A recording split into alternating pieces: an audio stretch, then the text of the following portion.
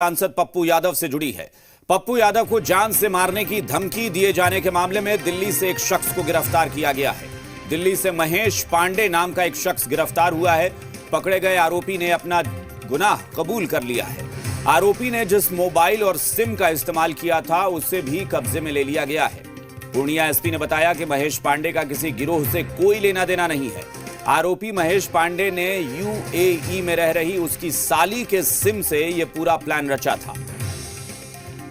महेश पांडे नाम है उस आरोपी का जिसने पूर्णिया सांसद पप्पू यादव को जान से मारने की धमकी दी थी और इस मामले में महेश पांडे को अब दिल्ली से गिरफ्तार कर लिया गया है।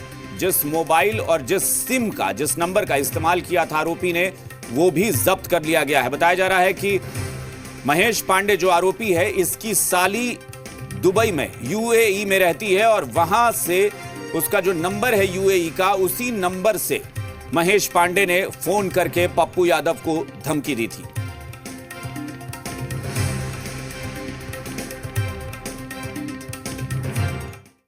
ये नंबर दुबई का था, यूएई का रजिस्टर्ड नंबर था जिसमें जो 971 का कंट्री कोड है 5013387776। इस नंबर से उनको सबसे पहले धमकी आया था और अन्य भी कई नंबरों से उनको लगातार धमकी मिल रही थी।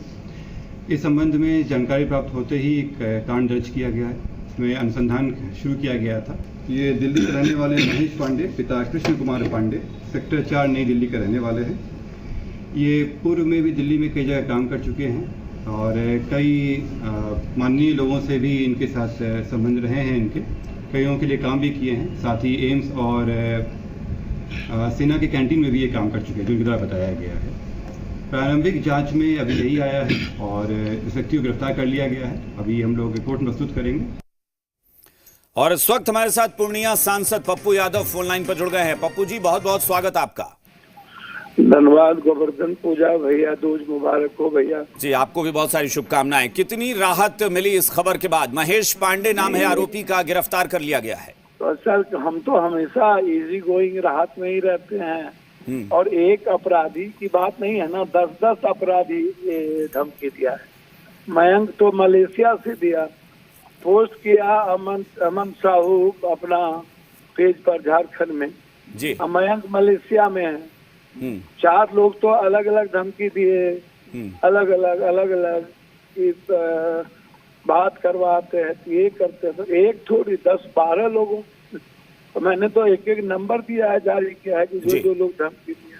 हाँ, नहीं पप्पू जी, पुलिस भी कह रही है कि अभी जांच हो रही है, लेकिन अभी तक जो महेश पांडे के बारे में जानकारी मिली है तो ऐसा लग रहा है, हालांकि ईश्वर करे कि ऐसा ही हो कि वो कोई गिरोह से न जुड़ा हो, लेकिन ऐसा लगता है कि वो खोदा पहाड़ निकली चुहिया वाली बात हो गई कि लग रहा था कि किसी गैंग का आदमी है।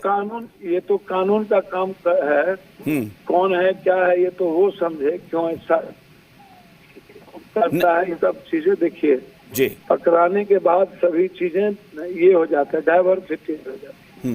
जो लगातार 100 बार कॉल किया है वो अभी तक जो मेन अपने को क्रिमिनल कहता है कि मैं क्रिमिनल हूँ, मैं लगातार बात कर रहा हूँ, तो इम्पोर्टेंट वो है।